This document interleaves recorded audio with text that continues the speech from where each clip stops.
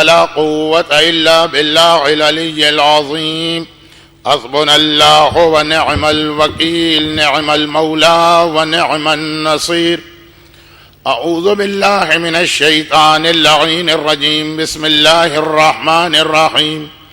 الحمد لله الملك الحق المبين، رب الشهداء والصديقين، وبه نستعين، فإنه خير ناصر ومعين.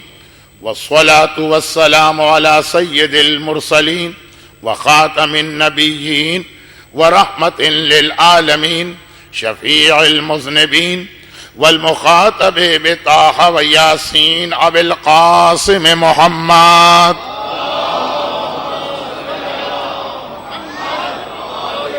وآله الطيبين الطاهرين المعصومين المظلومين المنتجبين الميامين المكرمين، سيما على الإمام المنتظر والحجة الثاني عشر، اللهم عجل له الفرج، ولعنة الله على أعدائهم أجمعين.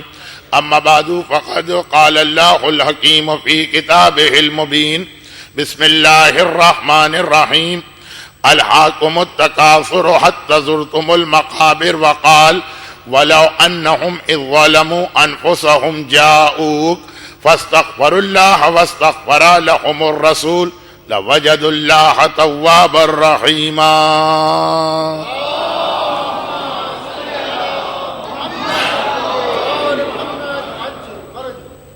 1432 ہجری کا یہ ایام اضحیٰ کا چھٹا عشرہ اپنی اختتامی منازل کی جانب بڑھ رہا ہے. کل شب جمعہ بھی ہوگی اور اس سلسلہ مجالس کے حوالے سے میری آخری گفتگو بھی انشاءاللہ. تو اب عنوان اتنا بڑا کہ جب ہم یہ خیال کریں کہ صرف آج اور کل 2 دن کا بیان باقی، تو کم از کم ان 2 مجالس میں تو ہمیں براہ راست موضوع پہ بات شروع کر دینا چاہیے. لیکن آج بھی ایک خاص وجہ سے ابتدائی کچھ حصہ موضوع سے ہٹ کے ایک ایسی تمہید میں ہوگا جو شاید اگلے مرحلے میں ہمارے موضوع کا حصہ بن جائے. اور وہ یہ کہ آج ظہر کی نماز کے بعد والی مجلس، اس مجلس سے کچھ پہلے، اب یہ مجمع کے اوپر ہوتا ہے کہ وہ کتنا زیادہ توجہ کے ساتھ خطیب کا بیان سن رہا، چاہے وہ کوئی بڑا عالم خطیب ہو یا کوئی چھوٹا سا مجھ جیسا طالب علم. جیسے ہماری تاریخ کے ایک بہت ہی عظیم مرجع،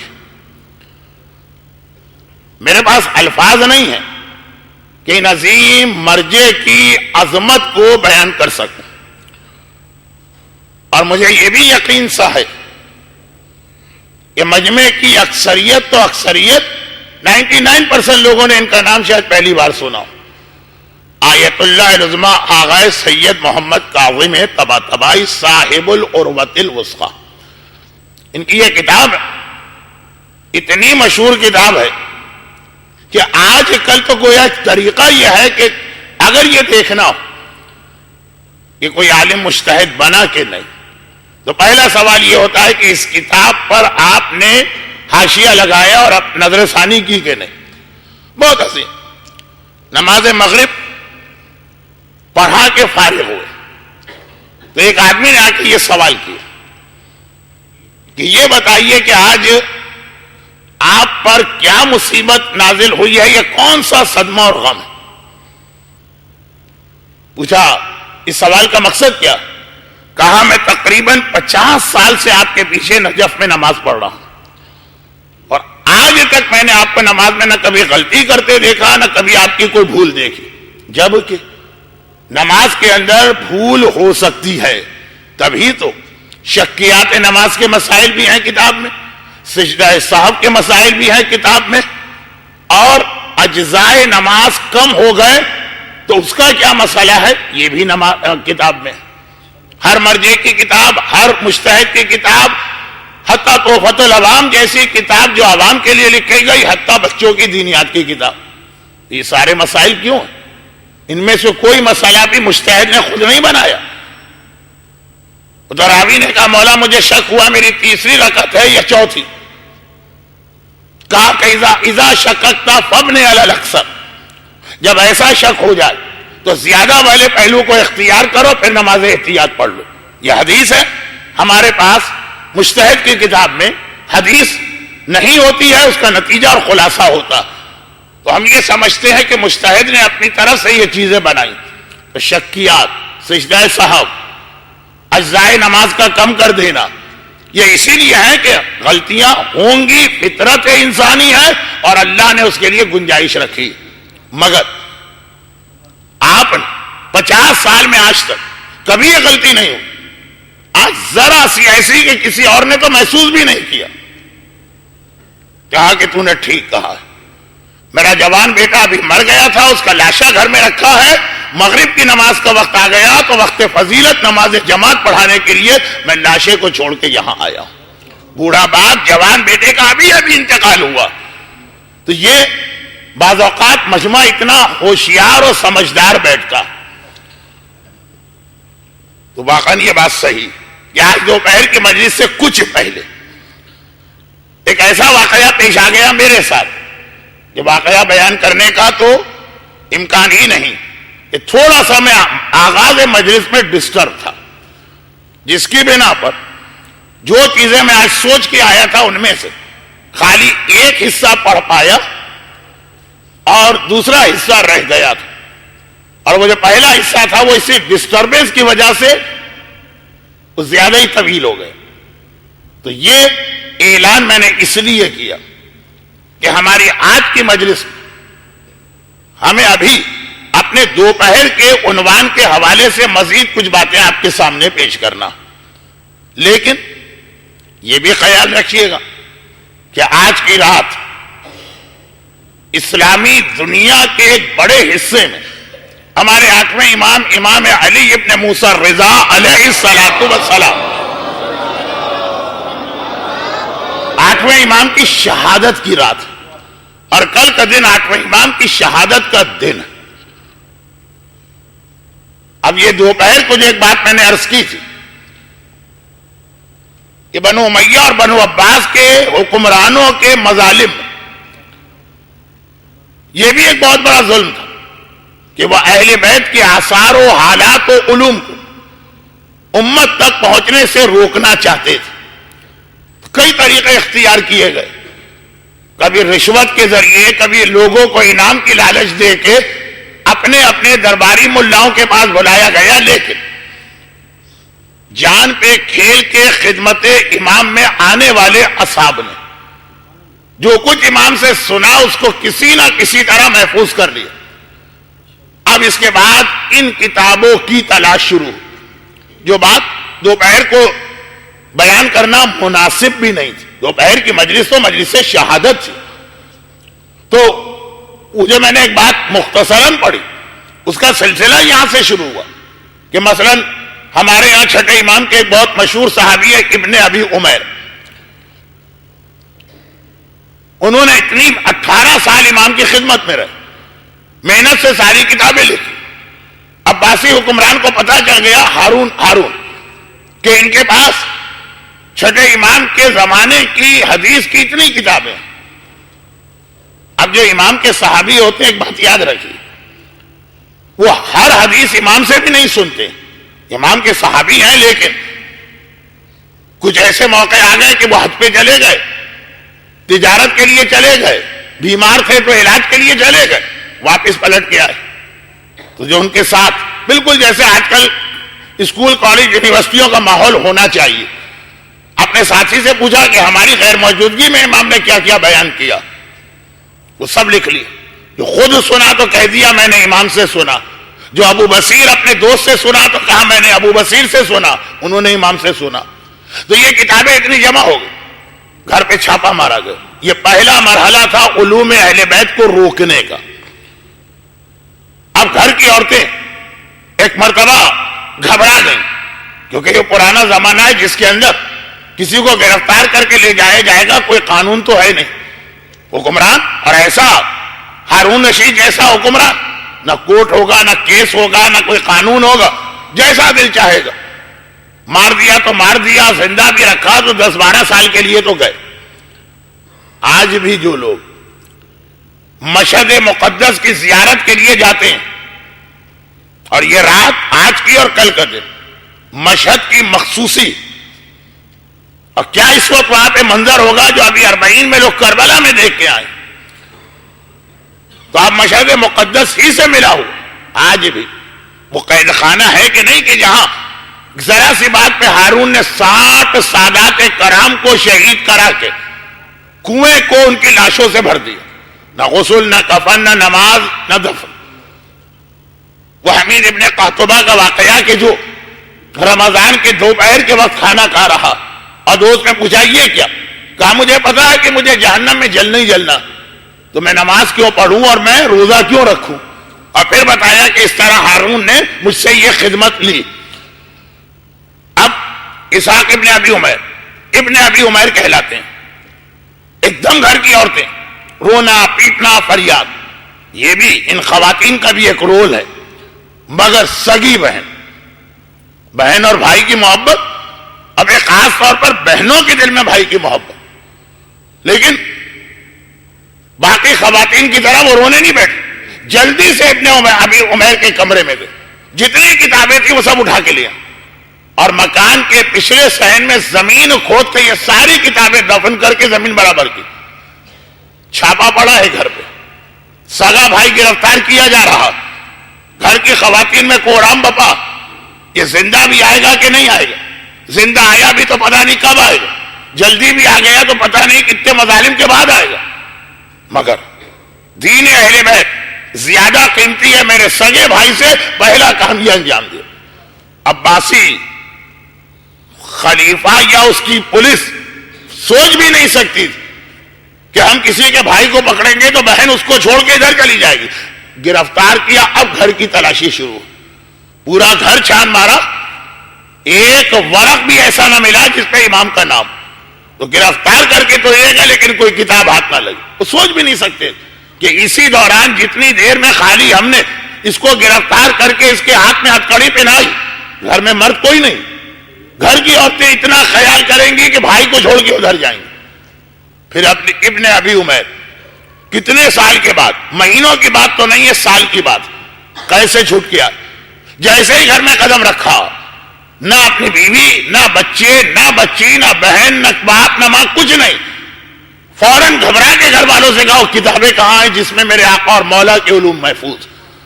بہن نے بتایا کہ میں نے کسی کو بھنک بھی نہیں لگنے دی، گھر کے عورتوں کے سامنے بھی ذکر نہیں کیا، ہونٹوں سے نکلی ہوئی بات کوٹھوں چڑھ جاتی ہے، صرف مجھے پتا، اور یہ فلاں جگہ پہ جلدی جلدی زمین کھودی گئی۔ اب وہ کچھ اس انداز سے تو کتابیں محفوظ نہیں کی گئی جیسے آج برٹش لائبریری کی کتابیں محفوظ کی جاتی ہیں، چنانچہ کچھ کتابوں کے اوراق کیڑے کھا گئے، کچھ نمی، کچھ زمین کے اندر دفن ہونے کا اثر، حدیثیں کٹ گئی، مگر جو ہیں ابن ابی عمیر نے اپنی مجبوری بتاتے ہوئے کہ اس وجہ سے یہ کتابوں کے اوراق کے ساتھ یہ حشر ہوا، وہ حدیثیں پیش کر دی۔ لیکن یہ دیکھا گیا جب کہ اچھا آل محمد کے چاہنے والے اور آل محمد سے محبت کرنے والیاں اس انداز سے حفاظت کرتے ہیں، تو اب اگلی دفعہ جب کسی کے گھر پہ چھاپا مارا اور کتاب نہیں ملی تو پورے گھر کو جلا دیا۔ یہاں سے میں دوپہر کی بات کر رہا ہوں، جس کے نتیجے ان مظالم کا، جب اس کا نتیجہ کیا نکلا؟ اس کا نتیجہ وہ نکلا جس کی بنیاد پر ہم اور آپ آج اپنے تمام علماء اور مراجع کو گالی دینا اپنا فریضہ سمجھتے ہیں کہ نامکمل چیزیں ان علماء نے نہیں بنائی، ان کے پاس آئی ہیں، اور کس دور کے زمانے کے علماء سے آئی ہیں؟ خود امام کے زمانے جو ان کے پاس نامکمل آیا، اسی کی وجہ سے ان کو اسی پر اکتفا کرتے ہوئے ان کو اپنے فتوے دینا ہے اور تاریخ بیان کرنا۔ لوگ کہتے ہیں ہمارے علماء مثلا شہادت کی ایک تاریخ پہ کیوں متفق نہیں ہوتے؟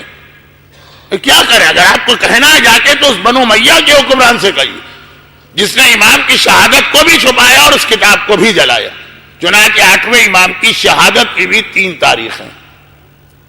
اب ہر اذا خانے میں یا ہر علاقے میں ایک خاص تاریخ کو اختیار کر لیا گیا تو اس حوالے سے مجلس تو اسی تاریخ کو ہوتی ہے، لیکن جو دوسری تاریخ بھی ہے اور مشہور ہے اس میں بھی تھوڑا سا بیان تو ہو جانا چاہیے. 8ویں امام کی شہادت کی سب سے معتبر تاریخ ہے 23 ذی القعدہ، جو آج کل سب سے کم مشہور رہ گئی. اور اس کے بعد پھر ہے 17 صفر، جو امام بارگاہ علی رضا کی طرف سے جو مجلس ہوئی تھی، اور پھر ہے 29 صفر. لیکن ان تینوں تاریخوں میں کوئی بہت زیادہ فرق نہیں کہ ایک ہو 60% اور ایک ہو 30%، نہیں. ایک 34% ہوگی تو ایک 33% ہوگی تو ایک 32.5 قریب قریب. یہ آج کی رات جو کہ امام رضا کے روضے پر امام رضا کی شہادت کی مخصوصی منائی جا رہی، اور دنیا کے کتنے ہی علاقوں میں امام کا تذکرہ ہو رہا. اس اعتبار سے مجلس کے شروع میں تھوڑا سا ذکر امام کا ہوا، مجلس کے اختتام پر بھی مصائب میں امام کا تذکرہ کیا جائے گا، اور جو اصل عنوان ہے اس میں بھی تھوڑا سا ذکر امام آئے گا. اصل عنوان عذاب قبر. اب یہاں پہ جو آقا حسن کے حوالے سے مجھے بات کہنا تھی جو آج دوپہر کو رہ گئے، فی الحال میں یہ دیکھ رہا ہوں کہ اس کی بہت تفصیل میں جانے کا موقع نہیں، صرف 2 روایتیں.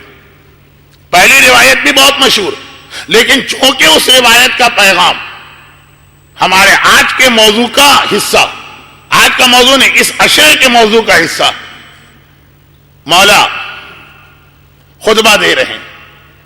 ایک آدمی کھڑا ہوا، کہا کہ یا امیر المومنین، میرے پاس کچھ سوال ہیں جن کا جواب آپ سے لینا چاہتا ہوں. امام نے اسے دیکھا، کہا نہ تو میرے علاقے کا لگ رہا ہے نہ میرا چاہنے والا لگ رہا.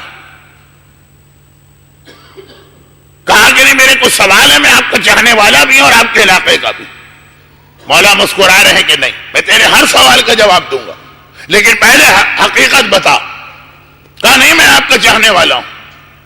کہا اچھا تو نہیں بتا رہا تو میں بتا رہا ہوں. حاکم روم نے حاکم شام کے نام خط لکھا. روم اور شام کی سرحد بالکل ملتی ہوئی تھی، لیکن کچھ زیادہ آج کی جغرافیائی معلومات کو یہاں استعمال نہ کیجیے. یہ ہمارا بچہ جا کے گوگل کے اندر گوگل ارتھ جو ہے روم ٹائپ کرے گا تو اٹلی کا ایک شہر نکل آئے گا. نہیں، اس سے مراد ہے آج کا ترکی اور شام کی سرحد تو ملی. حاکم روم یعنی ترکی کا حاکم، جہاں اس زمانے میں عیسائی حکومت. حاکم شام تو آپ کو پتہ ہی ہے کون. مولا کوفے کے ممبر سے، اب واقعہ بہت مشہور ہے تو ذرا میں تفصیل میں چلا گیا.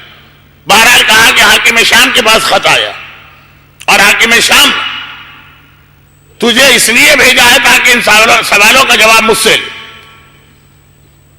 حاکم روم کا تو یہ کہنا ہے کہ اگر تم اے حاکم شام صحیح مسلمان ہو تو پھر ان سوالوں کا جواب دو. مولا کو منع کرنا چاہیے تھا، لیکن بات جہاں اسلام کی عزت کی آ جائے وہاں پہ اہل بیت اپنے بدترین دشمن کی بھی مدد کرنے کو تیار. یہ اگر جواب نہیں دے گا اس کی توہین نہیں ہوگی، اسلام کی توہین ہوگی. چنانچہ مولا نے کہا کہ ہاں اب بتا، جو میں نے بتایا سب صحیح ہے کہ نہیں؟ شام سے آیا ہے اور میرے دشمنوں میں، مگر بھیجا گیا. کہا آپ نے حق فرمایا. کہا میں اس کا جواب خود بھی نہیں دے رہا ہوں، یہ میرے 2 بیٹے بیٹھے ہیں، تمہاری مرضی جس سے چاہے جواب پوچھ لو. اس نے کہا میں ان گیسوؤں والے سے پوچھوں گا، اشارہ حسن کی جانب کیا. پھر وہ 5 سوال کی.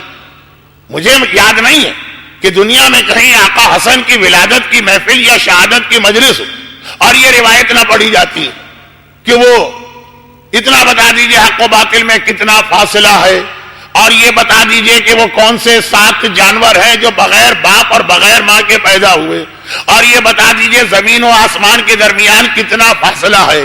لیکن اس روایت کا آخری حصہ جس کے لیے میں نے ویسے ہی آقا حسن کے حوالے سے روایت پڑھنا تھی، لیکن اپنے موضوع سے ربط دینے کے لیے روایت پڑھی. یہ بتا دیجئے کہ دنیا کی سب سے سخت چیز کیا ہے، شدید سخت. اور پھر آقا حسن نے وہ ترتیب بتائی جس میں 9ویں اور 10ویں بات بلکہ ایک طرح سے 8ویں 9ویں اور 10ویں بات. یہ مجمع ساری زندگی امام حسن کی ولادت کی محفلیں اور شہادت کی مجلسیں سنتا آیا ہے. حدیث آپ کو یاد آ گئی ہوگی. پوری حدیث بھی نہیں پڑھ رہا ہوں, خالی آخری چیز 10, اس دنیا کی سب سے سخت چیز, اور اس کے جواب میں امام کا اس منزل تک لے جانا جو ہمارا 21 سفر سے لے کے کل آنے والی کل تک موضوع بنے گا. کہا کہ ویسے دیکھنے میں, اب یہ آقا حسن فرما رہے, دیکھنے میں سب سے سخت چیز پتھر, لیکن پتھر سے زیادہ سخت لوہا ہے جو پتھر کو توڑ دیتا, اور لوہے سے زیادہ سخت وہ آگ ہے جو لوہے کو پگھلا دیتی. اور پیغمبر کے الفاظ میں گانا سننے والے کے کان میں یہ پگھلا ہوا لوہا ڈالا بھی جاتا ہے, لیکن بات کل ہو چکی ہے. آگ ہے, اور آگ سے زیادہ سخت وہ پانی ہے جو آگ کو بجھا دیتا. دیکھنے میں اتنا نرم, خصوصیات کے اعتبار سے دیکھیے تو اتنا سا, اور آگ سے زیادہ سخت وہ پانی, اور پانی سے زیادہ سخت وہ بادل ہے جو اس پانی کو اٹھا کے چلتا. اور بادل آپ کو نظر بھی آیا شارجہ میں سارا دن. اور پھر اس بادل سے زیادہ سخت شدید جو اس پر بھی حکمران, وہ ہوا ہے جو اس بادلوں کو اڑا پھرتی. اور اس ہوا سے زیادہ سخت وہ فرشتہ ہے جسے اللہ نے ہوا چلانے پہ مقرر کیا. اور اس سے زیادہ سخت, اب 8ویں چیز آ گئی نا, پتھر, لوہا, آگ, پانی, بادل, ہوا, ہوا کا فرشتہ, 7 چیزیں ہو گئی. کب اس سے زیادہ سخت ملک الموت ہے جو اس فرشتے کو موت دے دے گا. اور ملک الموت سے زیادہ سخت چیز خود موت ہے جو ملک الموت کو بھی آ کے رہے گی. اور اس سے بھی زیادہ سخت چیز اللہ کا حکم ہے جو موت کو بھی ٹال سکتا. اب امام نے یہاں تک کہا تو کائنات کی سب سے بڑی طاقت بنی حکم خدا. دیکھنے میں پتھر, پتھر سے زیادہ طاقت لوہے میں, لوہے سے زیادہ آگ میں, آگ سے زیادہ پانی میں, پانی سے زیادہ بادل میں, بادل سے زیادہ ہوا میں, ہوا سے زیادہ اس کے اوپر مقرر فرشتے میں, اس سے زیادہ ملک الموت میں, اس سے زیادہ موت میں, اس سے زیادہ امر خدا میں ہے جو موت کو بھی ٹال سکتا ہے. اور جو امر خدا کا مالک ہو اسی کو ہم اولے الامر کہہ کر کبھی علی کہتے ہیں, کبھی حسن کہتے ہیں, کبھی حسین کہتے ہیں, کبھی سجاد کہتے ہیں, کبھی باقر کہتے ہیں, کبھی صادق کہتے ہیں, کبھی کاظم کہتے ہیں, کبھی رضا کہتے ہیں, کبھی تقی کہتے ہیں, کبھی نقی کہتے ہیں, کبھی عسکری کہتے ہیں, کبھی مہندی آخر الزمان کہتے ہیں. وہی تو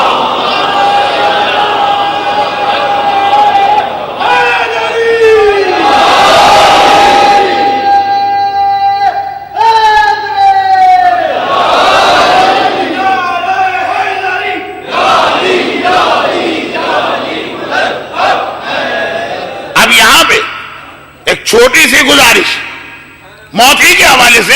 یہ تو آقا حسن کا جواب. آقا حسن نے بتایا موت, ملک الموت وہ کس طرح آتا ہے یہ میں نے 3 دن بتایا. اس سے زیادہ سخت موت ہے جو ملک الموت کو بھی آئی, اور اس سے زیادہ سخت امر خدا. اب یہاں سخت کے معنوں میں طاقتور لے لی, طاقت, موت, ملک الموت, اس سے زیادہ طاقت موت میں, اس سے زیادہ طاقت امر میں. امر کی ساری طاقت صاحب امر کے ہاتھ میں. تو ایک چیز الذی خلق الموت والحیات لیبلوکم ایکم احسن عملا. یہ قرآن کی آیت ہے, ہر ایک کو یاد.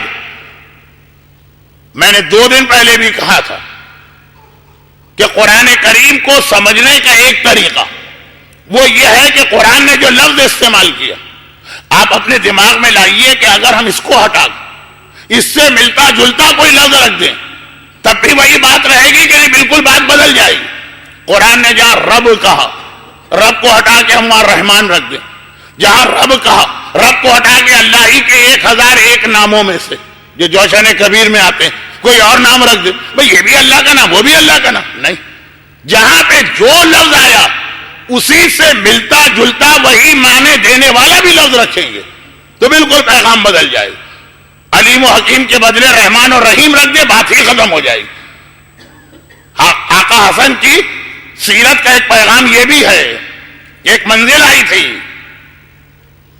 کہ کسی نے قرضہ لیا واپس نہیں کیا اور اسے حاکم کے سامنے قسم کھانا پڑی, رحمان اور رحیم کے نام پہ قسم کھائی. امام حسن نے کہا نہیں, یہ موقع رحمان اور رحیم کے نام کی قسم کا نہیں ہے, جبار و قہار کے نام کی قسم کھاؤ، یہ قسم کھا کے خدا کی رحمت کو بلا رہا ہے تو جھوٹا بھی ہوگا تو عذاب نہیں آئے گا اس پر. یہ پورے واقعات مجھے آج دوپہر کو پڑھنا تھا، کچھ ایسا میں ڈسٹرب رہا، کچھ موضوع بھی اتنا بڑھ گیا. اب آئیے الذی خلق الموت والحیات، آخری چیز امر، وہ سب سے وہ طاقتور ہے موت پر بھی.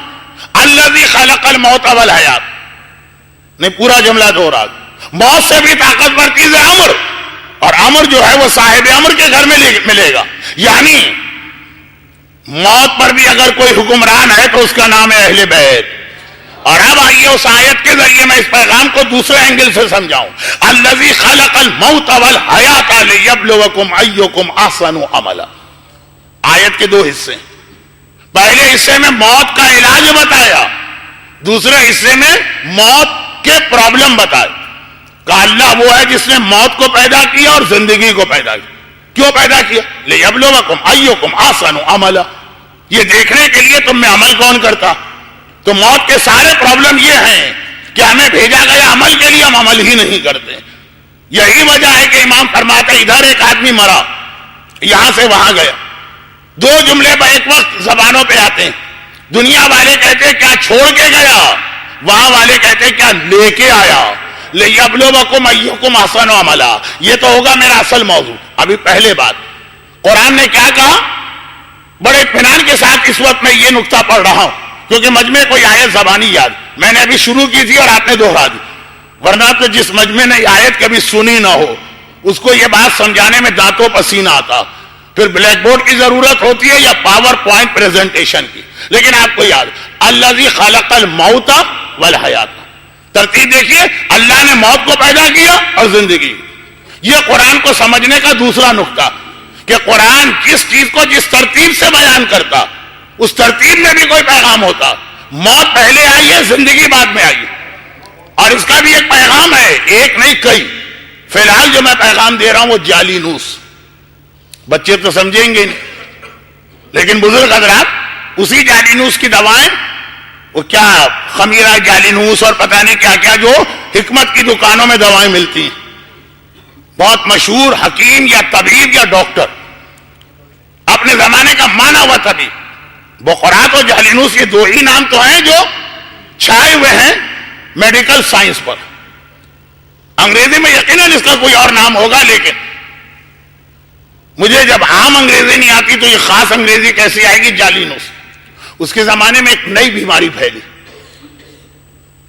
کچھ کہ اکثر ایسا ہوتا ہے کہ جیسے جیسے ہم کسی پرانی بیماری کا علاج ڈھونڈتے ہیں، اب آپ کہیں گے مولانا کہاں چلے گئے؟ نہ امام حسن رہے، نہ امام رضا رہے، نہ موت رہا، تینوں چیزیں بھول گئے. نہیں بھولے نہیں، یہ تو بہت اچھی ترتیب چل رہی کہ اکثر ایسا ہوتا ہے کہ ہم پرانی بیماری کا علاج ڈھونڈتے ہیں، ابھی اس کی دوا ڈھونڈ کے بیٹھے کہ نئی بیماری آ جاتی. اب آج کل کی تو خیر بات چھوڑیے، آج کل تو بیماریاں بھی بنائی جاتی ہیں تاکہ اس کی وجہ سے کمپنیاں چلیں، وہ ایک الگ موضوع. لیکن ویسے ایک نظام قدرت سا ہے، وہ بھی اسلام کے چند سادہ اصولوں پہ عمل کرنا. تو اس کے بعد کوئی نہیں مرے گا، صرف ڈاکٹر اور حکیم مر جائیں گے، اس لیے کہ کوئی مریض ہی ان کے پاس نہیں آئے گا. یہ واقعہ ہے نا رسول کے زمانے میں. یونان کا ایک حکیم اپنا مطب کرنے یا کلینک کھولنے مدینے آیا، اور پیغمبر نے کہا کہ تجھے کچھ نہیں ملے گا، اور ایسا ہی ہوا. وہ میں کہیں اور جا رہا ہوں، اگر کہ یہ بھی اچھی چیز ہے لیکن فی الحال ٹائم نہیں. جالینوس ایک نئی بیماری، جس شہر میں وہ رہتا ہے، یونان کا کوئی شہر تھا، وہاں ایک نئی بیماری پھیلی. اب سب سے بڑا حکیم ہے دنیا کا، مانا ہوا ڈاکٹر. لوگ آنے لگے، اس نے دیکھا، اپنے شاگردوں سے کہا کہ ہمیں اس کی دوا ڈھونڈنا، یہ نئی بیماری، ہمیں اس کی دوا ڈھونڈنا. نکل جاؤ شہر کے باہر، جتنے بھی باغ اور کھیت اور ویسے ہی زمین سے جو خودرو پودے ہوتے ہیں جو خود ہی اگاتے ہیں، جا کے دیکھو. تم رہنے والے ہو اسی علاقے، اگر کوئی نیا پودا یا نیا پلانٹ نظر آئے اسے توڑ کے لانا. اب یہ نکل گئے سارے شاگرد، ایک کوئی تھوڑی 500 اس کے شاگرد تھے. اب وہ باہر شہر کے باہر نکلے، دیکھتے چل رہے. ایک بالکل نیا پودا ان کو نظر آیا جو اس سے پہلے یہاں نہیں تھا، اسے توڑ کے لیا. اس رات نے اس کو گھس کر پیس کر، جو بھی طریقہ ہو. آپ پیغام سننے آئے ہیں، حکمت کی دوائیں کیسے بنتی ہیں یہ بیان سننے تو نہیں آئے. اس نے ایک دوا بنائی، اور وہ دوا استعمال کرائی مریضوں کو صحت ہوگی، ایک کو نہیں، دو کو نہیں، 5 کو نہیں، 10 کو نہیں، تقریباً سب کو۔ اب یہ شاگرد ہیں اس کے، چنانچہ اس کے پاس گئے اور پوچھا کہ یہ بتائیے کہ آخر کیسے آپ نے اس بیماری کا علاج اس پودے کو ڈھونڈا، کیسے آپ کا ذہن ادھر گیا؟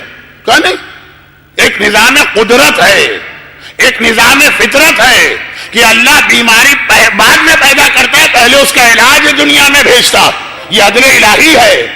مسئلہ بعد میں آتا ہے، سلوشن پہلے آ چکا ہوتا ہے، بیماری بعد میں آتی ہے، علاج پہلے آ چکا ہوتا ہے۔ جب میں نے دیکھا ایک نئی بیماری یہاں پھیلی ہے، فوراً میرے دل نے کہا عادل خدا نے اس کا علاج پہلے بھیجا ہوگا تو جا کے ڈھونڈو کون سی نئی چیز نظر آ رہی ہے۔ یہ اصول عدل الہی کا ایک حصہ ہے، اسی کو ذہن میں رکھیے۔ الذی خلق الموت والحیات، اللہ نے خلق کیا، خلق جسے خلق کیا جائے اسے کیا کہتے ہیں؟ مخلوق۔ اللہ نے خلق کیا موت کو اور حیات کو، موت بھی اللہ کی مخلوق ہے، زندگی بھی اللہ کی مخلوق ہے۔ موت کا ذکر پہلے ہے، زندگی کا ذکر بعد میں ہے، تو اب موت کا علاج کیا ہوگا؟ جو موت سے بھی پہلے ہوگا، وہ زندگی تو نہیں ہو سکتی، زندگی تو موت کے بعد آئی ہے۔ آیت دیکھیے، موت سے بھی پہلے جو ہو، موت کیا بنی؟ مخلوق۔ تو موت سے پہلے بھی کوئی مخلوق تھی کہ نہ تھی؟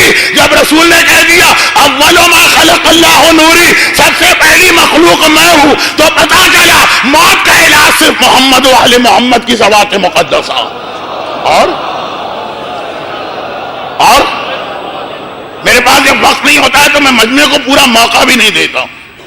وہ بچہ تو آج ہے ہی نہیں جو کل نعرہ حیدری لگا رہا تھا، لیکن جو بیٹھے ہیں وہ بھی سب چپ چاپ ہیں۔ واقعاً چپ چاپ رہیے، پیغام پورا ہو جائے کہ مخلوق ہے موت، اور جب موت سے پہلے مخلوق ہوگی وہی موت کا علاج ہوگا۔ چنانچہ علامہ مجلسی صادق آل محمد امام جعفر صادق علیہ الصلوۃ والسلام یہ مشہور روایت نقل کر رہے، جس روایت پر میں نے اس سال ایام اضحیٰ کا پہلا عشرہ جہاں بھی پڑھا تھا، پورا عشرہ اس روایت پہ پڑھا، بہت ہی مشہور روایت۔ نارملی یہ روایت شب جمعہ پڑھی جاتی ہے جو کل آ رہی، لیکن جہاں پہ میرا عنوان پہنچا کہ موت سب سے سخت، موت کے اوپر حکمران اللہ کا امر، امر تو اولے الامر کے ہاتھ میں، اب اس کو میں نے دوسرے انداز سے سمجھایا۔ موت مخلوق، تو موت سے پہلے جو چیزیں وہی موت کا علاج بنے گی۔ اور آئیے، فرمایا مرنے والا اپنی قبر میں گیا، مرنے والا اپنی قبر میں گیا، امام فرما رہے، اور وہ ساری کیفیتیں اس پہ گزر رہی جو نہج البلاغہ میں مولانا متقیان نے کئی خطبات میں بیان کیا۔ اگر آپ نے الہاکم التکاثر والا خطبہ پڑھ لیا، خطبہ نمبر 221، تو اس کے اندر بھی یہ کیفیت بیان کی۔ نہج البلاغہ کے آخر میں ایک بہت ہی مختصر خطبہ، اتنا چھوٹا کہ سید رضی یعنی شریف رضی نے اسے خطبات میں لکھا بھی نہیں، اسے تیسرے حصے میں لکھا ہے کلمات القصاص، اتنا چھوٹا۔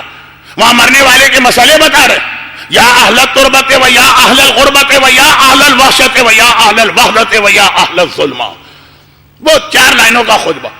علی صفین سے پلٹ رہے ہیں، راستے میں قبرستان آیا، رک گئے۔ یہ وہ ذمہ داری ہے امامت کی کہ جہاں پر کوئی عبرت و نصیحت کا موقع آئے، رکو اور مجمع کو یاد دلاؤ، رک گئے۔ اور پھر مولا نے خطبہ دیا جس کے 2 حصے ہیں۔ پہلا حصہ ہے مرنے والوں سے بات کر رہے ہیں، دوسرا حصہ ہے زندوں سے بات کر رہے ہیں۔ مرنے والوں سے بات کر کے 5 جملے کہے، نہیں جملے تو زیادہ کہے، لیکن آغاز کیسے کیا، بات شروع کیسے کی قبرستان والوں سے؟ یا اہل التربت، اے مٹی پہ سونے والوں، یا اہل الغربت، اے سفر کے عالم میں رہنے والوں، اس سے بڑا سفر کوئی نہیں ہے جو دنیا سے آخرت میں کیا جاتا، یا اہل الوحشت، ایسی جگہ پہ رہنے والوں جو وحشت بھری جگہ۔ اگر کبھی ہمیں تھوڑی دیر آدھے گھنٹے کے لیے بھی قبر میں بند کر دیا جائے ہم پاگل ہو جائیں گے۔ اکثر ایسا ہوا، اب تو خیر جنریٹر آ گئے، لیکن کراچی میں اکثر ایسا ہوا کہ لفٹ میں اکیلے جا رہے ہیں، بجلی چلی گئی، لفٹ پھنس گئی۔ اب وہ ذرا سی کیفیت جو ہے، تھوڑی دیر ایک کمرے میں آپ بند ہو کے رہ گئے، نہ زمین پہ ہے نہ آسمان پہ ہے، وہ جو ایک سفوکیشن، ایک گھٹن، اور اس کے علاوہ گھٹن نہ بھی ہو، ایک ایسا خوف پیدا ہوتا ہے جس کو نفسیات میں کوئی فوبیا کہا جاتا۔ بھائی اتنی ہی مجھے نفسیات آتی ہے کہ ایک لفظ ہے فوبیا، لیکن مولا کہہ رہے کہ یا اہل الویشا و یا اہل الظلمہ، اور اے اندھیرے میں رہنے والوں. اب وہ قبر کے مردے کے بارے میں سوچیے، اندھیرا بھی ہے، اکیلا پن بھی ہے، وحشت بڑی جگہ بھی ہے، اور اس کے ساتھ وہ گرمی وغیرہ تو ہے. قبر کا ایسا ہی مردہ. پھر مولا نے جملہ اور کہا، وہ ہم لوگوں سے کہا، ابھی تک تو مردوں سے کہہ رہے، وہ جملہ میں تھوڑی دیر بعد بیان کرتا ہوں، پہلے پیغام پورا ہو جائے. ایک بات علامہ مجلسی نے جو روایت نقل کی، محاسن برقی کی روایت، ایک مرتبہ یہ دیکھا، گھبرا رہا. پچھلے سال امام بارگاہ علی رضا کے اس عشرے کی پہلی مجلس کیا تھی کہ جب آدمی قبر میں جاتا ہے تو مال بھی چھوڑ دیتا ہے اس کو، اور اس کی اولاد بھی اس کو چھوڑ دیتی. اور اب وہ اکیلا اکیلا گھبرا گھبرا کے سوچ رہا. جن سے محبت کے دعوے تھے، جن کے محبت کے دعوے تھے، وہ سب چلے گئے، اور ڈر کے مارے مر رہا ہے. لیکن اب تو مرنے کے بعد تو موت بھی نہیں آتی. کہ ایک بار اس نے دیکھا میری قبر میں روشنی آ گئی، ایک بار دیکھا میری قبر میں ساتھی آ گئے. اندھیرے سے ڈر رہا تھا، اندھیرا گیا. تنہائی سے ڈر رہا تھا، تنہائی گئی. اور وہ آنے والے اس طرح چھ نور سے اس کی قبر میں آ گئے. ایک سرہانے، ایک پائٹی، ایک دائیں، ایک بائیں، ایک اس کے سینے پر، اور ایک قبر کی چھت پہ اس طرح کھڑا ہو گیا. وہ چھٹا آخری بہت مشہور روایت ہے، شب جمعہ اکثر پڑھی جاتی. اس کے آخری جملے کو بنیاد بنا کر میں نے اس سال ایام اضحیٰ کا پہلا عشرہ لندن میں پڑھا تھا، ولایت کے عنوان پر. تو اب یہ کہ چھ نور آ گئے. بس آتے ہی اس کے مسئلے حل ہو گئے. ان کے آتے ہی روشنی آ گئی، اور نور والی روشنی. ان کے آتے ہی اکیلا پن اور وحشت اور وحدت دور ہو گئی. ان کے آتے ہی قبر کشادہ ہو گئی. ہاں ایک جملہ میں چھوڑ گیا، ہاں وہ مجھ سے رہ گئے. وہ یہ کہ وحشت و وحدت و ظلمت و تربت تو ہے ہی، اندھیرا، اکیلا پن، گرمی، مٹی، تنگی کا احساس، اور پھر اس کے اندر آگ آتی نظر آئی جو اسے جلانے آ رہی، سانپ آتا نظر آیا جو اسے کاٹنے آ رہا، بچھو آتا نظر آیا جو اسے ڈنک مارنے آ رہا، اشتہا آتا نظر آیا جو اسے چبانے آ رہا، کچھ کوڑے نظر آئے خود بخود حرکت کرتے ہوئے جو اس کے بدن پہ برسنے آ رہے ہیں. تو ویسے ہی وہ پرابلم کہ اس کے ساتھ ہی یہ. اور جیسا کہ میں 3 بار یہ جملے کہہ چکا ہوں کہ اللہ اچانک عذاب تو بہت کم دیتا ہے، آرام آرام، آہستہ آہستہ. موت سے زیادہ موت کا تصور آدمی کو مار ڈالے، عذاب سے زیادہ عذاب کو دیکھنے والا تصور مار ڈالے. کہ اچانک یہ 6 نور اس کی قبر میں داخل ہو، اور اس طرح سے داخل ہو کہ 5 نے تو اسے 5 طرف سے اپنے گھیرے میں لے لی. چھٹا کونے میں جا کے آسمان پہ جیسے فانوس لٹکتا، اس انداز سے قبر کی چھت پہ لٹکنے لگا. اب اس کا مطلب یہ ہے کہ قبر خود بخود وسیع ہو گئی. اسے پتہ نہیں چل پا رہا، لیکن اندازہ قبر پھیل گئی، قبر بڑی ہو گئی. وہ تنگی کا احساس جاتا رہا، اندھیرا ختم ہو گیا، اکیلے پن کا احساس ختم ہو گیا. اور پھر جب یہ منظر دیکھا کہ جدھر سے جو عذاب آتا ہے ایک نور آگے بڑھ کے اسے روک لیتا، آنے ہی نہیں دیتا. یہاں تک کہ سانپ سر ٹکرا ٹکرا کے واپس چلا گیا، بچھو ڈنک اٹھا اٹھا کے واپس چلے گئے، کوڑے ہوا میں لہرا لہرا کے لہر کے واپس چلے گئے، اژدہا جو ہے وہ سر پٹک پٹک کے واپس چلا گیا. ساری قبر خالی ہو گئی عذاب سے، اب کوئی چیز نہیں ہے. تب پھر جب ذرا سکون کی سانس لی اس نے، اور پھر دیکھا کہ وہ جو ہونے والے کی نمازیں، اس نے زندگی میں جتنی نمازیں پڑھی تھی تو میرا پہلا فریضہ یہ تھا کہ اسے عذاب قبر سے بچاؤں. نماز کے 15 فائدے، 5 دنیا میں، 5 قبر میں، 5 قیامت کے دن. یہ حدیث بھی بہت مشہور ہے. لیکن یہاں پہ رک کے مجھے ایک جملہ کہنا چاہیے، لیکن فی الحال نہیں کہہ رہا ہوں، اس کے بعد کہوں گا. اور پتا چلا کہ بائیں طرف اس کا روزہ، اور پتا چلا کہ سرہانے اس کا حج ہے، اور پتا چلا پائتی اس کی زکوٰۃ اور مالی عبادت، اور پتا چلا کہ جو اس کے سینے پر ہے وہ اس کا مومنین کی مدد کرنے کا جذبہ، جو کبھی غریب کی مدد، کبھی یتیم کی مدد، کبھی بیوہ کی مدد. لیکن خالی غریب و یتیم و بیوہ ہی نہیں، کبھی اچھے خاصے صاحب حیثیت آدمی بھی کسی مسئلے میں ہماری مدد کے محتاج ہوتے ہیں. چھوٹی چھوٹی دفتروں کی مثالیں ہیں لیکن وقت نہیں. تو خلاصہ یہ کہ وہ فانوس ہر ایک سے پوچھ رہا, فانوس کی طرح سے چمکنے والا نور. ایک نے کہا نماز, ایک نے کہا روزہ, ایک نے کہا حج, ایک نے کہا زکات و مالی عبادات, ایک نے کہا جو یہ مومنوں کے حق میں نیکی کرتا. اب پانچوں نے مل کے کہا تم ہم سے جو پوچھ رہے ہو کون ہو, تم اپنا تعارف تو کراؤ کہ تم ہم سب سے زیادہ روشن بھی نظر آ رہے ہو. کہا کہ میں اس کے سینے میں موجود ولایت علی ابن ابی طالب ہوں, اور میں تم سب کا سردار بھی ہوں. اگر میں اس میں نہ آتا تو تم میں سے کوئی بھی نہ آ سکتا تھا. یہیں پہ حاجی علی بغدادی کا جملہ یاد کیجیے کہ میں کاظمین کی زیارت کے لیے شب جمعہ جا رہا تھا. زمانے میں راستے میں زمانے کے امام ملے, مگر اس وقت نہیں پتا. میں نے پوچھا تھا کہ مولا کیا یہ جو قبر کا عذاب ہوتا ہے اس سے کوئی چیز بچانے والی ہے؟ یہ نماز, یہ روزہ؟ کہا نہیں. اگر مرنے والے کے دل میں ہمارے جد کی ولایت نہیں ہے تو جتنی نمازیں پڑھی ہو سب ٹھکرا دی جائیں گی, جتنے روزے رکھے ہو سب بیکار کر دیے جائیں گے, جتنے حج کیے ہو, حتیٰ یہ کہ اگر وہ صفا مروہ کے درمیان حج کرتے ہوئے مارا جائے تب بھی جہنم میں جائے گا. یہ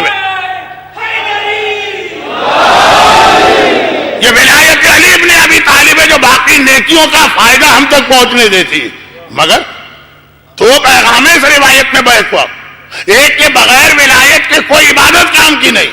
دوسری یہ کہ ولایت یقیناً قبر میں آتی ہے لیکن دائیں اور بائیں کا عذاب نماز و روزہ روکتا ہے. یہ عبادت بھی کرنا ہے, ولایت بھی رکھنا ہے, تب جا کے موت کا علاج ہوتا ہے. جو آقا حسن نے کہا کہ موت کا علاج صرف اولی الامر کے پاس ہے, اولی الامر کے پاس ہے, اور وہ موت کا علاج بتا رہا ہے کہ موت کا علاج یہ ہے کہ اپنی قبر میں اپنے ساتھ ولایت کے ساتھ نیکیاں بھی لے کے جاؤ. یہ مولا کا آخری جملہ, وہ جو چھوٹا سا خطبہ تھا نا اس کا آخری جملہ کہ مولا نے پلٹ کے دیکھا اتنا بڑا لشکر جرار مولا کے ساتھ جو صفین کے میدان سے آ رہا. مولا نے کہا یہ تو میں نے ان سے کہا, اب اگر ان کو زبان مل جاتی اور یہ ہم سے بات کرتے تو یہ ایک ہی جملہ کہتے کہ اے زندہ رہنے والوں اپنی قبر کے لیے تقوی لے کر آؤ. فَإِنَّ خَيْرَ الزَّادِ التَّقْوَىٰ. مولا نے قرآن کی آیت پڑھی کہ لوگ کہتے کہ قبر میں سب سے زیادہ کام آنے والی چیز تقوی ہے. تو تقوی وہ چیز ہے, یہی قبر کے اندر کام آئے گی ولایت اہل بیت کے بعد, ولایت اہل بیت کے ساتھ ولایت. بلکہ جو لندن میں نے اشرا پڑھا اس کا خلاصہ یہ تھا کہ جہاں ولایت آئے گی وہاں تقوی خود بخود آ جائے گا. اگر تقوی نہیں آ رہا تو اس کا مطلب یہ کہ ولایت میں کمی ہے. اور ایک جملہ میں نے ایسا کہا جو پورا اشرا بن گیا. ولایت الگ چیز ہے, محبت الگ چیز ہے. یہ ولایت کی بات ہو رہی ہے. غدیر میں محبت کا اعلان نہیں کیا گیا, غدیر میں ولایت کا اعلان کیا گیا. قبر میں کام آنے والی چیز ولایت. جالینوس کے بتایا ہوا اصول جو اسلام کا اصول ہے کہ موت سے پہلے جو پیدا ہوا وہی موت کا علاج ہے. آقا حسن کا جملہ کائنات کی سب سے بڑی طاقت موت ہے, مگر موت سے بھی طاقتور وہ اولی الامر ہے جو موت پہ حکومت کرتا ہے. لیکن بار بار کہہ رہا, وہ اولی الامر بار بار کہہ رہا کہ دیکھو ہمارے شیعوں کے لیے مشکل ترین مرحلہ عذاب قبر کا, مشکل ترین مرحلہ عذاب قبر کا. قیامت میں پھر بھی ہم تمہاری مدد کے لیے ہوں گے. اب یہ جملہ جو میں عرض کر رہا ہوں اسے آپ توہین والا جملہ نہ لیجئے. اگر اس قسم کے جملوں کو آپ توہین اہل بیت سمجھنے لگے تو پوری نہج البلاغہ چھوڑنا پڑے گی, پوری صحیفہ کاملہ چھوڑنا پڑے گی, دعائے کمیل کو آپ کو چھوڑ دینا پڑے گا, آقا حسین کی دعائے عرفہ چھوڑ دینا پڑے گی. یہ جملہ جو ہے یہ صرف ہمارے اور آپ کو یاد دلانے کے لیے. جس وقت آقا حسن مجتبی وہ جو چھٹا ظہر اور ساتواں ظہر کے درمیان کا وقت, وہ جو سفر کی یہی تاریخ ہے, ایک آدھ دن پہلے. بلکہ بعض علماء نے کہا کہ جس وقت کلیجہ ٹکڑے ہو رہا تھا اس وقت کا یہ جملہ کہ لوگوں نے دیکھا کہ پیشانی پہ پسینہ بہت زیادہ اور چہرے کے اوپر ایک خاص انداز کے آثار. گھبرا کے کا مولا حسن مجتبی یہ کیا زہر کی تکلیف, کہا نہیں، یہ جو آنے والے مراحل کی سختی ہے، جو موت اور اس کے بعد کے مراحل کی سختی ہے، گھبرا کے کہا مولا آپ کہہ رہے ہیں آپ امام ہیں، آپ معصوم ہیں، آپ نے 25 حج پیادہ کیے ہیں، آپ نے 3 مرتبہ اپنا پورا مال راہ خدا میں دیا ہے، آپ نے کتنی مرتبہ نصف مال راہ خدا میں دیا. کہا لیکن آنے والا مرحلہ بہت مشکل ہے. یہ اپنے لیے تو نہیں کہہ رہے، جیسے دعائے کمیل میں مولا طلب کے اگر کہیں میں عذاب جہنم سے ڈر رہا ہوں، تو علی اپنے لیے کہہ رہے. جب تیسری روایت ہمارے پاس ہے کہ پل صراط سے ایک حقیقی مومن گزر رہا تھا، گزرے گا، جہنم گھبرا کے کہے گی بھائی اتنے آرام سے کیوں جا رہا ہے، دوڑ کے جا پل صراط سے گزر جا. الفاظ میرے ہیں، مفہوم امام کا. تو یہ پل صراط سے گزرنے والا حقیقی مومن جہنم سے کہے گا بھائی تمہارا کیا مسئلہ، پل صراط ہے، مجھے جانا، میری مرضی، تیز چلوں کہ آہستہ چلوں، what's the problem with you, میں آہستہ چل رہا ہوں تو تجھے اس سے کیا تعلق. یہ جہنم کا جملہ تھا، امام نے کہا. جہنم کہے گی حقیقی مومن سے، ولایتی مومن سے، جو محبت نہیں ولایت کے مرحلے میں آ چکا. ارے جلدی سے جا پل صراط سے، اتنا آرام سے کیوں جا رہا. دیکھیے ہر گناہگار پل صراط سے تیزی سے دوڑنا چاہتا، یہ بڑے آرام سے چل رہا. تو اس نے جہنم سے کہا آخر تمہارا مسئلہ کیا. کہا تیرے دل میں جو اہل بیت کی محبت ہے اس سے میری آنکھ ٹھنڈی ہوئی جا رہی ہے، ارے جلدی سے گزر جا پل صراط سے. تو جب ایک حقیقی مومن کے دل کی محبت جہنم کی آگ کو ایسا ٹھنڈا کر دیتی ہے، تو کیا دعائے کمیل میں مولا اپنے لیے تڑپ رہے ہیں؟ کیا دعائے عرفہ میں آقا حسین اپنے لیے تڑپ رہے ہیں؟ کیا صحیفہ کاملہ اور دعائے ابو حمزہ صومالی میں نہیں، یہ ہمیں اور آپ کو پیغام دے رہا. اب تو سمجھ جاؤ موت کسے کہتے ہیں، اب تو سمجھ جاؤ قبر کسے کہتے ہیں، اب تو سمجھ جاؤ عذاب قبر کسے کہتے ہیں. بیٹے کا جملہ کہ یہ جو اس وقت میرے درد کی کیفیت دیکھ رہے، یہ زہر کی وجہ سے نہیں ہے، یہ آنے والے مراحل کی سختی کی وجہ سے. یہ آپ کے لیے، ہمارے. اور وہ ماں کا جملہ جب فاطمہ دنیا سے جا رہی ہیں، مولا کو بلایا، آئے ابوالحسن، مجھے یہ انسٹرکشن دی گئی کہ مولانا آپ بہت لمبی لمبی مجلسیں پڑھ رہے ہیں، لوگوں کے بہت سارے کام ہوتے ہیں، اور امام باڑے کا طریقہ بھی ہے کہ وقت میں مجلس شروع ہوتی ہے وقت پہ ختم ہوتی ہے. آج کوشش کروں گا کہ اس کی پابندی کروں، تو اب ذرا سا میں جلدی اختتام کی جانب چلوں. اور وہ یہ کہ بلایا اور بلا کے کہا اے ابوالحسن، جب مجھے کفن دینا تو یہ الماری میں جو شیشیاں رکھی ہیں یہ میرے کفن کا حصہ بنا کے ان کو میرے ساتھ دفن کرنا. مولا نے پوچھا یہ کون سی شیشیاں؟ 9 شیشیاں تھیں. کہا اس کے اندر وہ آنسو ہیں جو رات کے اندھیرے میں خوف خدا اور اس دعائے توبہ پڑھتے ہوئے میری آنکھ سے جاری ہوئے. یہ فضہ کی گواہی. روزانہ فاطمہ رات کو خوف خدا سے اتنا روتی تھی کہ خالی پورا لباس گیلا ہوتا تھا، خالی لباس نہیں، پورا مسلح گیلا ہوتا تھا، خالی مسلح نہیں. اس کے بعد زمین پہ اس طرح سے یہ آنسو بہتے تھے جیسے بارش کا پانی بہتا.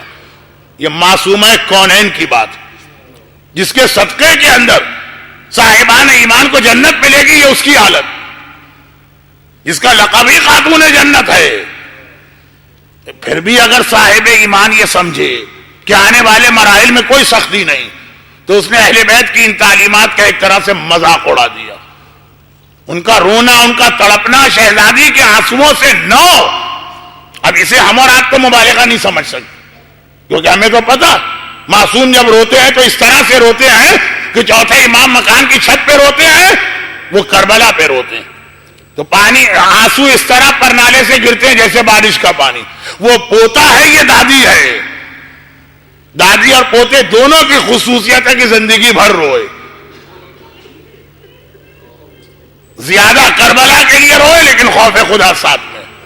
جبکہ حالت و کیفیت یہ کہ اگر ذرا انسان لاپرواہ ہو جائے تو وہ چیزیں جو ہمارے اور آپ کے قبر میں کام آنے والی ہیں اس کا بھی موقع نہیں ملے گا. نماز وحشت قبر میں کام آتی ہے نا، لیکن یہ عام مومن کے لیے جس کو اللہ عذاب قبر سے روکتا ہے رات ہونے تک. لیکن کچھ گناہگار ایسے ہیں کہ ان کے رات کا انتظار بھی نہیں ہوتا. نماز شب ہم رات ہی کو پڑھ سکتے ہیں اور عذاب فوراً آ گئے. وہ بھی مدینے کا واقعہ ہے جب سعد ابن معاذ اپنے ہاتھ سے رسول خدا دفن کر کے ابھی جنت البقیع سے نکلے بھی نہیں تھے کہ ان کی ماں کا جملہ سن لیا، ہنیئا لک الجنہ، سعد جنت مبارک ہو. اتنا عظیم صحابی تھا. پیغمبر نے کہا یہ تو نے کیسے کہہ دیا؟ کہا یا رسول اللہ، میرا بیٹا، اس کی ساری زندگی، اس کی اہل بیت سے محبت، آپ نے اس کی اتنی عظمت بتائی. پیغمبر نے کہا اس ایک صحابی کی وجہ سے اللہ اتنے گناہگاروں کو عذاب سے بچائے گا قیامت کے دن، جتنے قبیلے کے تمام جانوروں کے جسم پر تمام بالوں کی تعداد، اتنے گناہگار. تو اس لیے میں نے کہا ہنیئا لک الجنہ. کہا تجھے کیا پتا، ابھی وہ قبر میں پہنچا ہے اور قبر کی دیواریں اپنے درمیان اسے لے کے عذاب دے رہی ہیں. اتنے جلدی عذاب ہم جیسے عام گناہگاروں کو نہیں آتا، مگر کچھ گناہ ایسے ہوتے ہیں جس میں اللہ نماز وحشت قبر کا بھی انتظار نہیں کرتا. مدینہ منورہ میں ایک بھائی کی بہن، جوان بہن، غیر شادی شدہ، اچانک مر گئی. اگلا دن محلے والے پرسا دینے، اور جو اسلام کا حکم ہے کہ 3 دن تک پڑوسی کھانا پہنچا، اس کے لیے آتے ہیں. دروازہ کھٹکھٹا کے پریشان ہو گئے، دروازہ کھولتا ہی نہیں. اچھا ہم اور آپ سمجھیں گے کہ شاید مر گیا ہوگا، شاید نہیں، آواز آ رہی ہے، جواب دیتا ہے، دروازہ کھولنے کو تیار نہیں. امام کے زمانے کا واقعہ ہے، وقت بچانے کے لیے میں یہی لفظ استعمال کر کے آگے بڑھ رہا ہوں. امام. اب لوگ گھبرا کے گئے، فرزند رسول ہم چکرا گئے ہیں، کل اس کی بہن کا انتقال ہوا، ٹھیک ٹھاک صحیح سالم، غم تھا، رو رہا تھا، لیکن محرم مردی خواتین کی میتیں قبر میں اتارتے ہیں، اپنے ہاتھ سے بہن کو قبر میں اتارا. اور آج پتہ نہیں کیا ہو گیا، پرسا بھی دینا چاہ رہے ہیں. جو ایک طریقہ ہے 3 دن تک صف عذاب بچھا کے بیٹھو مرنے والے کہ ہم جا بھی رہے ہیں، دروازہ کھولنے کو تیار نہیں. امام تو جانتے ہیں، لیکن کہا چلو. اب امام جو پہنچ کے دروازے پہ دستک دے رہے تو کس کی ہمت و مجال کے دروازہ نہ کھولے. دروازہ کھولنا پڑا، اور دروازہ کھلا، لوگوں کی چیخیں نکلی، گھبرا کے لوگ بھاگے. دیکھا کہ ان کے سامنے ایسا جلا ہوا ایک آدمی کھڑا، چہرہ جلا ہے، خالی جلا ہوا، سیاہ کھال، چربی پگھل کے چہرے سے، بس سمجھے کہ پگھل کے بعد جم گئی ہے، لیکن اتنا وحشت ناک اور ڈراؤنا چہرہ. فرزند رسول اگر آپ نہ آتے تو میں دروازہ نہ کھولتا. یہ موقع ہے جہاں پیغام پہنچانا ہے دوسروں کو. امام نے سب کو آواز دے کے بلایا کہ اس کے گھر میں داخل ہو جائے. دروازہ کھل گیا، اور امام فرماتے ہیں کہ یہ بتا. اب لوگ بھی کہہ رہے مولا ابھی یہ چند گھنٹے پہلے تک تو ہمارے ساتھ قبرستان میں تھا، کیا حسین و جمیل جوان تھا، کیا سرخ و سفید چہرہ تھا. چند گھنٹے اس کے گھر میں آگ بھی نہیں لگی. اندازہ ہو جاتا ہے گھر کہیں جلا ہوا بھی نظر نہیں آ رہا. کیا بات ہے. تو آپ فرزند رسول بہن کو قبر میں دفن کر کے آیا، گھر آ کے بیٹھا. فطری بات ہے کہ غم تھوڑا کم ہوتا ہے وقت گزرنے سے. ایک دم میری نگاہ اپنی بیلٹ پر پڑی یا کمر بند پہ پڑی. پرانا زمانہ، ایک آدمی کی زندگی بھر کی جو کمائی ہوتی، بینک وینک تو ہے نہیں، وہ ہیرے جواہرات خرید کے چھوٹی سی تھیلی میں باندھ کے اپنے ساتھ ساتھ رکھتا. مال عرب پیش عرب کا محاورہ وہیں سے بنا. اس کے علاوہ زمانے میں کوئی چوائس نہیں تھا. پوری زندگی کی آپ کی کمائی آپ کے ساتھ. اور یہ اتنی کثرت کے ساتھ ایسے واقعات پیش آتے ہیں کہ توضیح المسائل، تمام مراجع کی توضیح میں ایک مسئلہ شرعی اسی حوالے سے. خیر ابھی یہ آگے آئے گا مسئلہ شرعی. مولا جو والدین کے مرنے سے اور خاندان والوں میں بڑوں کے مرنے سے جو مجھے میراث ملی، وہ ساری دولت جواہرات کی شکل میں میری کمر میں بندھی. گھر آ کے بیٹھا، ذرا غم کم ہوا، ایک دم نگاہ پڑی، وہ تھیلی غائب. پوری یہ 100 200 500 1000 درہم کی بات نہیں ہے، ساری زندگی کی کمائی غائب. اب میں سوچ رہا ہوں یہ کہاں گری ہوگی. میں نے تو بڑی مضبوطی سے اسے باندھ کے رکھا. ایک ہی بات یاد آ رہی، جب میں اپنی بہن کو قبر میں اتار کے قبر سے باہر آ رہا تھا، اور باہر آتے وقت جو میرا جسم قبر کی پائتی کی دیوار سے ٹکرایا، وہ وہی یاد آ رہا ہے کہ اس وقت کوئی آواز تو آئی تھی کسی چیز کے گرنے کی، لیکن جو قبر میں اتر کے آ رہا اس کو ہوش کہاں ہوتا۔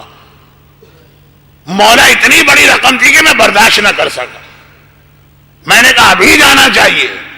میں سیدھا اپنی بہن کی قبر پہ پہنچا اور پائتی کی جانب ذرا سی میں نے قبر کھو دی۔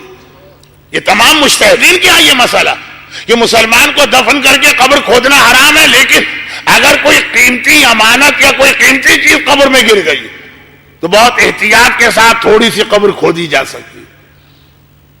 لیکن کہہ رہا ہے فرزند رسول مجھے اپنی بہن سے محبت بہت تھی، ابھی تو میں تھیلی کے لیے آیا، لیکن جب ذرا مٹی کم ہوئی اور میرے کان میں اپنی بہن کے چیخنے اور چلانے کی آواز آ رہی ہے، ہائے میں جلی، ہائے میں مری، ہو جو تکلیف کا عالم ہوگا۔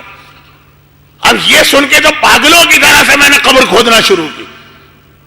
1 درہم کا جو سکہ ہوتا ہے نا، ابھی اتنا سا سوراخ ہوا تھا کہ اچانک آگ کا گویا جیسے والکینو آتش فشاں پھٹا کرتا، جسے انگریزی میں کہتے ہیں ایرپشن، ایک دم سے آگ کا ایک فوارہ نکل کے میرے چہرے سے ٹکرایا۔ میں چیخ مار کے گرا، جلدی سے مٹی ڈال کے بند کیا، لیکن 1 سیکنڈ دم سے پانی کا فوارہ کوئی آپ کے چہرے پہ مارے اور ہٹا لے، آگ کا ایک فوارہ میرے چہرے سے ٹکرایا، 1 سیکنڈ، 1 لمحے میں تو اس کے ٹکرانے سے گرا۔ جو درد، جو تکلیف، اور گھبرا کے میں آیا، رات کا وقت کسی نے نہیں دیکھا، گھر آ کے جو اپنی حالت دیکھی۔ مولا ایک ایسا واقعہ پیش آیا کہ اپنی تکلیف میں بھولے ہوئے ہوں کہ میں 1 سیکنڈ کے لیے اس آگ کی لپیٹ میں آیا۔ ہائے میری نازوں کی پلی بہن، جو پوری قبر اس کی اس آگ میں بھری ہے، اور وہ جل بھی رہی ہے اور چیخ بھی رہی ہے اور فریاد بھی کر رہی ہے، اور مولا میری سمجھ میں نہیں آتا کہ آخر میری بہن میں ایسی کیا خرابی تھی۔ امام نے فرمایا کہ میں بتاتا ہوں، ویسے تمہاری بہن، اچھا امام کے زمانے میں مدینے میں کوئی بے حجاب عورت تو ہو ہی نہیں سکتی، حجاب تو مسئلہ نہیں تھا، اور اس زمانے میں تو ہر آدمی نماز پڑھتا تھا، یزیدی لوگ بھی نماز پڑھتے تھے۔ کہا کہ تیری بہن کی ایک خرابی ایسی تھی کہ پتہ نہیں اس کی اس خرابی نے کتنے گھر توڑوائے، کتنے خاندانوں میں فساد پیدا کیا، کتنے لوگوں کی زندگیاں تباہ کی، اور وہ یہ تھی کہ وہ چغل خور تھی، ادھر کی بات ادھر لگائی، ادھر کی بات ادھر لگائی، غیبتیں سنتی ہے، غیبتیں کرتی ہے، غیبتیں پھیلاتی ہے۔ یہ تو قرآن کی آیت کا ترجمہ میں نے پڑھ دیا، ویل لکل ہمزۃ لمزہ، ویل جہنم کے گڑھے کا نام ہے، کہ ہر چغل خور کے لیے ویل اللہ نے رکھا۔ یہ جملہ جو ہم اپنی زبان سے بے احتیاطی سے کہتے ہیں، کہیں طلاقیں ہو جاتی ہیں، کہیں بھائی اور بھائی کے درمیان دشمنی پیدا ہو جاتی، کہیں انتہائی قریبی اور محبت کرنے والے مومنین میں فساد پیدا ہو جاتا۔ کہا یہ چھوٹا گناہ نہیں ہے، زہر کا ایک قطرہ 50 آدمیوں کو مارنے کے لیے کافی ہے۔ کہا کہ اس نے پتہ نہیں کتنے گھر توڑوا دیے، نیت نہیں تھی اس کی، وہ تو مزہ آتا ہے نا کسی کی غیبت سننے میں اور پھر آگے منتقل کرنے میں۔ امام نے فرمایا یہ اتنا بڑا گناہ ہے کہ اللہ اتنا انتظار بھی نہیں کرتا ہے کہ رات آئے تو نماز وحشت آئے تو اس کی کوئی مدد ملے۔ حقوق الناس میں کیا مدد؟ گھر توڑوا دیے، طلاقیں دلوا دی، بھائیوں میں ایک دوسرے کے خون کا پیاسا کر دیا، بزنس پارٹنرشپ تباہ ہو گئی تمہاری وجہ سے۔ نماز وحشت کیا فائدہ پہنچائے گی ایسے کے؟ تو بعض ایسے گناہ ہوتے ہیں۔ اب یہ گناہ مزید اور کون سے ہیں، یہ انشاءاللہ کل کی آخری مجلس، کل تو بہترین رات ہے شب جمعہ، مگر کچھ علاج بھی ہے ان چیزوں کا۔ ہو ہی نہیں سکتا کہ اسلام علاج نہ بتائے جب اس نے بیماری بتائی، علاج بھی۔ ان مومنین سے معذرت، صدقے کا سوال نامکمل چلا رہا، نماز کا سوال نامکمل چلا رہا، رجب کے روزوں میں کیا ٹیکنیکل خرابی ہوتی ہے کہ رکھ کر بھی فائدے سے محروم رہیں گے۔ کل انشاءاللہ پورا ارادہ۔ بس اب یہ آخری جملے سن، مفاتیح الجناح میں بھی یہ واقعہ، یزد کا واقعہ، میں اس دفعہ اپنا عام طریقہ بدل رہا ہوں. عام طریقہ ہوتا تھا پہلے 6 مجلسیں عذاب، پھر 3 مجلسیں اس کا علاج. تو 3 مجلسوں میں ٹھہرتے کتنے لوگ تھے جو علاج سنے؟ تو پہلے 6 میں بھاگ چکے ہوتے. نہیں، ابھی ہر تقریر میں اگر عذاب تو کوئی نہ کوئی حل بھی ہاتھ کے ہاتھ. چونکہ آج اس امام معصوم کی شہادت کی رات آ گئی کر کے واقعہ براہ راست ان سے متعلق نہیں ہے، لیکن پیغام وہی. یس، شیخ عباس اپنے استاد مرزا حسین نوری سے یہ واقعہ کوٹ کر رہے ہیں. کیا نام لے دیا میں نے، مرزا حسین نوری. علامہ مجلسی کے بعد شیعہ تاریخ میں علم حدیث کا اتنا بڑا ماہر کوئی نہیں گزرا. انہوں نے اسلام میں ایک ایسا طریقہ رائج کیا، شاید میں نے دوسری مجلس میں عرض کیا تھا اور آج یا پہلی مجلس. جابر ابن عبداللہ انصاری نے کربلا کی پہلی زیارت کی. قیامت تک جو کربلا کی زیارت کرتے ہیں سب کا ثواب جابر کو مل رہا.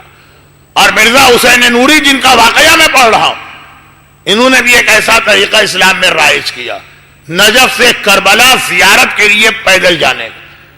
یہ بہت پرانا رواج نہیں ہے، 125 سال گزرے ہوں گے، 150 سال. مرزا حسین نوری پہلے عالم تھے جنہوں نے باقاعدہ طریقے سے نجف سے قافلے خود چلتے ہیں اور پیدل کربلا جاتے ہیں.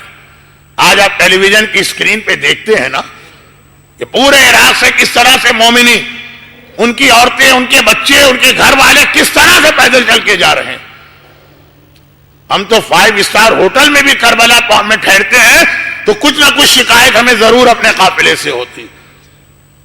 آرام دہ ہوائی جہازوں میں جاتے تب بھی کوئی نہ کوئی کمپلین ضرور اپنے گروپ لیڈر سے ہوتی. وہ بھی مومنی بھول گئے، کربلا جا رہے ہیں، کیا تکلیف، کیا پیدل. یہ مرزا حسین نوری کو سارا ثواب بھی جا رہا. لیکن واقعہ یزد کا اپنے قریبی دوست کے حوالے سے نقل کرتے ہیں کہ وہ دوست خود ایک عالم ہے، حجت الاسلام. بس جلدی اب وقت نہیں، اور واقعہ ہے بہت مشہور، اس لیے مجھے اور آسانی. وہ عالم یزد کے عالم کہتے ہیں، ایک میرا ساتھی تھا، ہم دونوں ایک ہی محلے میں رہتے تھے. ہمارے والدین وہاں رہتے تھے. پہلے زمانے میں تو خاندانی مکان ہوتے تھے، وہیں ہم پیدا ہوئے. بچپنا ہمارا اسی گلیوں میں گزرا. اسکول کی تعلیم بھی ہم نے ساتھ حاصل کی، جوانی تک ساتھ رہے. اس کے بعد میں علم دین میں آ گئے. وہ ایک حرام ڈپارٹمنٹ میں چلا گیا. اب وہ حرام ڈپارٹمنٹ کی تفصیل بتانے کا وقت نہیں. بینک کی نوکری بھی بعض اوقات حرام ہو جاتی ہے، اسی ٹائپ کا کوئی حرام ڈپارٹمنٹ. اب میں عالم بن رہا ہوں، وہ ادھر جا رہا ہوں، مگر بہرحال دوستی بہت پرانی. وہ مر گیا، پھر ہم لوگ بڑھاپے میں داخل ہوئے. وہ مر گیا، اور جو میں نے علم دین حاصل کیا اس کے حساب سے مجھے پتا تھا کہ اس وقت یہ بڑے شدید عذاب میں گھرا ہوگا. خیر، 1 سال گزرا. میں نے ایک مرتبہ اسے خواب میں دیکھا کہ بڑی اچھی حالت میں نظر آ رہا. میں گھبرا گیا. اس کی اچھی حالت وہ ساری روایتوں کے اگینسٹ جا رہی ہے جو میں نے بحیثیت عالم پڑھی اور لوگوں کو بتائی. میں نے اسے دیکھ کر کہا کہ تمہاری حالت دیکھ کے تو لگ رہا کہ مرنے کے بعد تمہیں بڑا ہائی اسٹیٹس ملا، اتنے بڑے فعل حرام کے بعد بھی. اس نے کہا کہ نہیں، ایسا نہیں. کل رات تک میں ایسے شدید عذاب میں مبتلا ہوں، کیا بتاؤں. اس نے کچھ بتایا، لیکن میرے پاس ایک تو وقت بھی نہیں، پھر ایک مجلس میں عذاب کا ایک واقعہ کافی ہوتا، اوور ڈوز نہ ہو جائے. تو کہا کہ کل رات تک تو میں بہت ہی شدید عذاب میں تھا، کیا بتاؤں تمہیں. تو کیا ہوا پھر؟ تمہاری حالت کیسے بدل گئی؟ کوئی اگر بہت اہم رات آئی ہوتی، شاید شب قدر ہو تو اس کی برکت ملے. نہیں، ایک عام سی رات، شب جمعہ بھی نہیں تھی. کہا کہ مجھے خود نہیں پتا کہ کیا ہوا، لیکن ایک بات پتا، وہ یہ ہے کہ میری قبر سے مثلا 15 قبریں آگے، یہ الفاظ میں بطور مثال کہہ رہا ہوں، 100 گز اس نے کہا تھا، 100 گز آگے قبرستان میں ایک نیا اضافہ ہوا. کل ایک عورت لائی گئی، اور جب وہ عورت قبر میں لائی گئی تو ہم نے دیکھا کہ رات میں 3 مرتبہ، یہ مفاتیح کا واقعہ، مغرب کے وقت، آدھی رات کو اور فجر کے قریب 3 مرتبہ آقا حسین اس کی قبر میں اس کی زیارت کے لیے آ رہے ہیں. آقا حسین زیارت کے لیے آ رہے ہیں اس مومنہ کی، ایک رات میں 3 مرتبہ. اور تیسری مرتبہ جب زیارت کر کے جا رہے ہیں تو اعلان کر دیا کہ اس کی برکت سے اس قبرستان میں سونے والوں سارے مردوں تمہارا میں عذاب ختم کرتا ہوں، تم پہ کوئی عذاب نہیں آئے گا.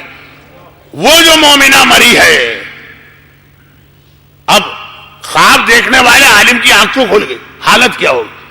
دل چاہتا ابھی دوڑتے ہوئے جائیں قبرستان میں دیکھیں وہ کس کی خبر ہے. اگر رات کے 2 بجے کا وقت، صبح پہنچے اور وہی اس دوست کی قبر کو تو ہر مہینے یا ہر ہفتے وزٹ کرتے ہیں، اس سے 100 گز آگے. گورکن سے پوچھا کیئر ٹیکر سے یہ قبر کس کی؟ کہا یہ تو اشرف حداد کی بیوی کی قبر. حداد یعنی لوہار، وہ جو اشرف لوہار ہے یہ اس کی بیوی کی قبر.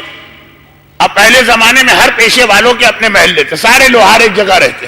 گئے اس محلہ حدادین میں، بھئی اشرف کس کا نام ہے؟ لوگوں نے کہا وہ.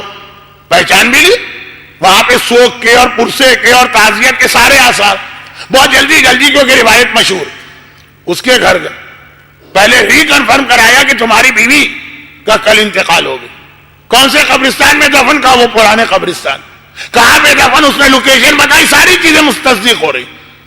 کہا یہ بتاؤ تمہاری بیوی کی کوئی کون سی اتنی بڑی خاصیت؟ اس نے دریافت کیا آپ یہ پوچھ کیوں رہے؟ آپ کسی کے گھر میں جا کے ان کی عورتوں کے بارے میں سوال کرنے لگے؟ بہرحال یہ تو پھر بھی عالم تھے کہ احترام رکھا. کہا نہیں کوئی بری نیت نہیں، میں نے یہ واقعہ کل رات کو دیکھا. اس کی آنکھوں میں آنسو آ گئے. کہا میری بیوی ایک نارمل سی عورت، فاسق و فاجر بھی نہیں تھی، کوئی بڑی متقی، اور لیکن ایک عادت، روز آنا صبح کو ہر کام شروع کرنے سے پہلے آقا حسین کی زیارت وارثہ پڑھا کرتی تھی. کبھی کبھار ذرا ہم لوگوں کو جھنجھلاہٹ ہوتی، شوہر کو کسی کام سے جلدی جانا، نیک بہت جلدی سے چائے بنا کے ناشتہ کرائے پھر زیارت پڑھ لے کرنے. میں اپنے دن کا آغاز کر ہی نہیں سکتی جب تک کہ اپنے مظلوم آقا کو سلام نہ کروں. ساری زندگی اس کی عادت رہی. تو سمجھ میں بھی بات آ رہی، جو ساری زندگی حسین کی زیارت پڑھتی رہی وہ مری تو اسی رات اس کی زیارت کے لیے حسین آ. اور یہی میرے 8ویں امام کا جملہ، من زارنی فی حیاتی اور بعد مماتی. یہ زیارتیں فائدہ پہنچاتی ہیں. جو میری زندگی میں میری زیارت کو آئے یا میری موت کے بعد بھی میری زیارت کو آئے، میں 3 جگہ پہ اس کی مدد کروں گا، یہ میرا وعدہ. تبھی 8ویں امام کا ایک لقب ہے امام ضامن، ضمانت لی. اور اتنے اسٹرانگ ورڈنگ میں یہ 8ویں امام ہی کی روایت آئی. باقی تو یہ کہ آقا حسین کی زیارت 6 امام نے فضیلت بتائی. 8واں امام وہ ہے جس نے اپنی زیارت کی خود فضیلت بتائی. یا رسول خدا کی حدیث ہے، یہ جو حد پر گیا اور میری زیارت کو نہیں آیا فقط جفانی، وہ مجھ پہ ظلم کر کے جا رہا. وہ رشتہ ہے ایک مودت و محبت کا، اس میں آگے کوئی وعدہ نہیں ہے، ہیں وعدے لیکن اس میں نہیں.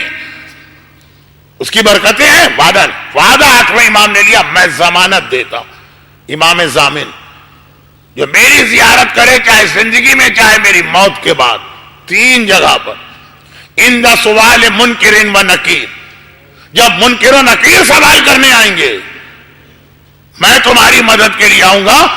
اور شاید دوسری یا تیسری مجلس میں آ گیا، منکر و نکیر کے سوال پر ہماری پوری قبر کی زندگی کا دار و مدار. اچھی رپورٹ دے گئے بیڑا پار، غلط رپورٹ دے گئے بیڑا غرق. کہا اس وقت آؤں. وَعِنْدَ تَطَايُرِ الْكُتُبِ، جب نامہ اعمال ہاتھ میں دیا جا رہا، اس میں بھی سارا دار و مدار ہے. سیدھے ہاتھ پہ ملا نامہ اعمال یا الٹے ہاتھ؟ حساب کتاب تو بہت ٹائم لگے گا لیکن سیدھے ہاتھ میں ملنا ہی مسئلہ حل کرا دے گا. 8ویں امام نے کہا میں ضمانت لیتا ہوں. وَعِنْدَ الصِّرَاطِ، اور جب پل صراط پہ گزر رہے ہوگے، بال سے زیادہ باریک، تلوار کی دھار سے زیادہ تیز، آگ سے زیادہ گرم، پھسلے جا رہے ہو، میری ضمانت، میں آ کے ہاتھ پکڑ کے لے جاؤں. امام ضامن، وہ آقا حسین میری زیارت پڑھ رہے ہو، میں تمہاری زیارت کو خود آؤں گا. دنیا میری زیارت کو آتی ہے، میں اس کی زیارت کو جاتا ہوں. یہ میرا 8واں امام. اور یہی وجہ کہ صحیح معنوں میں زیارت کا نظام 8ویں امام کے دور میں بنا، کیونکہ 8ویں امام اپنی زندگی ہی میں صاحبان ایمان کی آنکھوں سے اتنا دور چلے گئے تھے. کہاں مدینہ، کہاں مرو. کیا مدینے میں لوگ تڑپا کرتے تھے، قافلے بنا بنا کے جاتے ہیں. اور ان قافلوں کے جانے میں سہولتیں بھی. کربلا کی زیارت کے لیے لوگ جا رہے ہیں, ہاتھ کاٹے جا رہے ہیں, پیر کاٹے جا رہے ہیں, لوگ پہنچ رہے ہیں, مگر بہرحال اتنی راستے کی رکاوٹیں. آٹھواں امام چونکہ اسی شہر میں رہتا ہے جس میں مامون رہتا, کیپٹل, وہاں قافلہ جا رہا, کون روکے گا؟ چنانچہ آٹھویں امام کی زیارت ایک تو ان کی زندگی میں اس کثرت سے ہوئی, دوسری بڑی سہولت کے ساتھ ہوتی رہی. زائر جاتے رہے, زیارت کر کے آتے رہے. ہاں یہ دوسری بات کہ اس آٹھویں امام خود گھر والے آٹھویں امام کی زیارت کبھی نہ کر سکے. ایک بہن چلی تھی تو راستے میں قم میں شہید کر دی. ایک بیٹا تھا تو وہ اپنے باپ کی زیارت کے لیے کبھی نہ جا سکے. چنانچہ نویں امام کے لیے ایک جملہ, آج پہلا پرسہ تو ہم نویں امام کو دیں گے نا. آقا نویں امام آپ کے بابا مارے گئے, ہمارا پرسہ لیجیے. نویں امام فرمائیں گے تم آج پرسہ دے رہے, جس دن میرا بابا مدینے سے چلا تھا. یہ تاریخ کا فقرہ ہے کہ ہر امام جب مدینے سے نکلتا تھا تو آخری کام یہ کرتا ہے کہ قبر رسول کا طواف کرتا. آٹھویں امام بھی اپنے جد کی قبر کا طواف کر کے باہر آئے. دیکھا ہے میرا نواں امام جو 5 سال کا زمین پہ بیٹھا ہے, امامہ سر سے اتارا ہوا, مٹی اٹھا اٹھا کے اپنے سر پہ ڈال رہا. آٹھویں امام نے پوچھا بیٹا یہ کیا کر رہے ہو؟ کہا بابا جس بچے کو ابھی سے اپنی یتیمی کا یقین ہو جائے وہ سر پہ خاک نہ ڈالے تو کیا کرے. یہ اہل بیت کا گھرانہ جہاں جب یتیم نہیں بھی ہوتے ہیں لیکن یتیمی قریب نظر آنے لگتی ہے تو نواں امام سر پہ خاک ڈال کے آنے والی یتیمی کو یاد کر رہا, اور ننھی سکینہ زلجنا کے پچھلی ٹانگوں سے لپٹ کے آنے والی یتیمی کو یاد کر رہی ہے, زلجنا میرے بابا کو مقتل میں نہ لے جا, سکینہ کو یتیم نہ کر. لیکن عجیب بات, جو اصل جملہ ہے میں اس کو مکمل کروں, یہی آج کے مسائل. عجیب بات, پورے مدینے کے صاحبان ایمان وقتاً فوقتاً آٹھویں کی زیارت کر سکے, بہن کو زیارت نہ مل سکی, بھائی کو بیٹے کو زیارت نہ مل سکی, گھر والے زیارت نہ کر پائے. اس کے باوجود گھر والے زیارت نہیں کر پائے, اس کے باوجود جب آٹھواں امام شہید کیا گیا تو غسل بھی مل گیا, کفن بھی مل گیا, دفن بھی مل گیا. اور اسی اسلامی اصول سے ملا کہ امام کو غسل امام دیتا ہے, امام کو کفن امام پہناتا ہے, امام کی نماز امام پڑھاتا. اتنا دور بیٹا کبھی باپ کی زندگی میں نہ آیا. غلام کہتا ہے جب مامون رشید کے دیے ہوئے انگور, آج کی رات آٹھویں امام کی دعوت ہے مامون کے محل میں, خصوصی انگور کھلائے جا رہے ہیں, 2 دانے نوش کر کے امام کھڑے ہو گئے. مامون نے کہا فرزند رسول کہاں جا رہے ہیں؟ ابھی تو کوئی بات بھی شروع نہیں ہوئی. کہا وہی جا رہا ہوں جہاں تو مجھے بھیجنا چاہتا ہے. یہ کہہ کے اپنے حجرے میں آئے. غلام سے کہا نہ مجھ سے بات کرو نہ میرے غسل و کفن کی فکر کرو, اور یہ کہہ کے دروازہ بند کر لیا. غلام کہتا ہے ایک دم سے مجھے ایسا لگا کہ اس حجرے میں کوئی اور بھی موجود ہے. تھوڑی دیر بعد دروازہ کھلا, میں نے دیکھا میرے آٹھویں امام کا غسل و کفن والا تیار لاشا رکھا تو ہے, مگر سرہانے کوئی بیٹا بیٹھا ہوا آنسو بہا کے رو رہا ہے, ہائے میرا بابا, ہائے میرا بابا. میں نے گھبرا کے پوچھا یہ آپ کون ہیں؟ یہ جملہ تو فقط ایک شخص کہہ سکتا ہے. کہا ہاں میں تیرا موجودہ امام اور اسی آٹھویں کا بیٹا امام محمد تقی ہوں. اے میرے آٹھویں امام, میں ان سارے مومنین کی جانب سے آپ کو دوبارہ پرسہ دے رہا ہوں, مگر ایک جملہ کہتے ہوئے مولا میں آپ کی توہین نہیں کرنا چاہتا, میں آپ کے مسائل کی اہمیت کم نہیں کرنا چاہتا, لیکن مولا آپ سینکڑوں میل دور تھے, باپ کی میت کو غسل دینے تو آ گئے, باپ کو کفن پہنانے تو آ گئے, بابا کا جنازہ تو تیار کر لیا, مگر ایک ایسا بیٹا بھی ہوتا ہے جو سامنے اپنے بابا کا لاشا دیکھ رہا. اے معصومہ قم, آپ بہت دور تھی, جب آپ کو پتا چلا آپ کا بھیا مارا گیا, لیکن کتنے احترام سے پتا چلا تھا, قوم کا سردار ہاتھ جوڑ کے آیا تھا، شہزادی ابھی ابھی خبر آئی ہے آپ کا بھیا اور ہمارا امام مارا گیا۔ بہن چیخ مار کے گری، ہائے میرا بھیا، میں زیارت بھی نہ کر سکی اور دنیا سے رخصت ہو گئی۔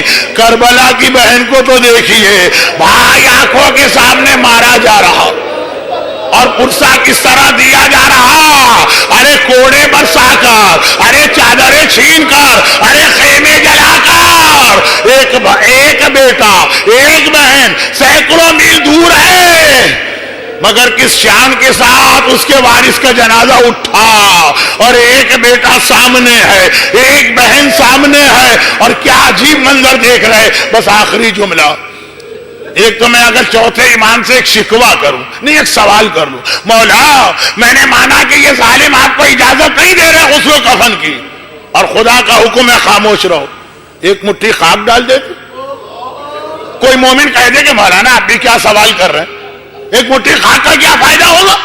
فائدہ مجھے نہیں معلوم، اتنا پتا ہے کہ آقا حسین کو بڑی تمنا ہے، بنی اسد کے مردوں ہمارے لاشیں دفن کر دینا۔ عورتوں کو بلایا، بنی اسد کی عورتوں اگر تمہارے مرد گھر سے باہر نہ نکلے ہمارے لاشیں دفن کر دینا۔ بچوں کو بلایا، اے بنی اسد کے بچوں اگر تمہارے والدین لشکری یزید کے گھر سے باہر نہ نکلے تم آ جانا، ہمیں پتا ہے تم قبر نہیں کھود سکتے ہو، تم لاشیں نہیں اٹھا سکتے ہو، ایک مٹھی خاک ہمارے لاشیں پہ ڈال دینا۔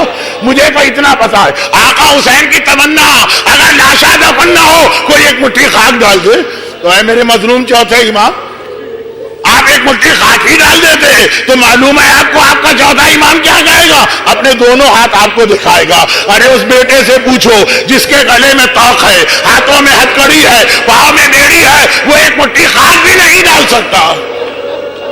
بیٹے کو تو ہم نے دیکھا ہاتھوں میں ہتکڑی ہے، اور معصومہ قم کو پرسا دیتے ہوئے زینب کبریٰ کو آ کے دیکھیں۔ اور میری آج کی مجلس ختم، 11 محرم کا قافلہ چلا، ایک بار زینب نے دیکھا میرا مظلوم بیٹا سجاد چہرے کا رنگ زرد پڑتا جا رہا ہے، سارا بدن کانپ رہا ہے، ایسا لگ رہا ہے سجاد مر جائے گا۔ زینب گھبرا گئی، سجاد کی حفاظت میری ذمہ داری، سجاد کی یہ حالت کیوں ہے؟ کیا دیکھا؟ سجاد کی نگاہ گودال قتل گاہ میں ایک بے گور و کفن لاشے پہ پڑی ہے، بابا کا لاشا دیکھتا جاتا ہے، جسم کانپ رہا ہے، چہرہ زرد ہو رہا ہے، حکم خدا سے خاموش ہے، مگر باپ کے لاشے کو دیکھنا۔ زینب گھبرا گئی، اگر سجاد باپ کا لاشا دیکھتا رہا تو مر جائے گا، اس کی توجہ ہٹانا ہے۔ چلتے اونٹ سے زینب نے اپنے آپ کو زمین کربلا پہ گرایا، پھوپھی کے گرنے کی آواز آئی، سجاد کی توجہ ہٹی، مگر جتنے آرام سے میں نے پڑھ دیا، جتنے آرام سے آپ نے سن لیا، امام زمانہ کہتے میرا سلام میری دادی زینب کو جن کے دونوں ہاتھ گردن سے بندھے ہیں، اور بندھے ہاتھوں کے ساتھ علی کی بیٹی زمین کربلا سے ٹکرا رہی ہے۔ ہائے میرا سجاد، ہائے میرا بھیا، خداوندہ تجھے واسطہ امام ضامن، میرے آنکھ میں امام کی شہادت کی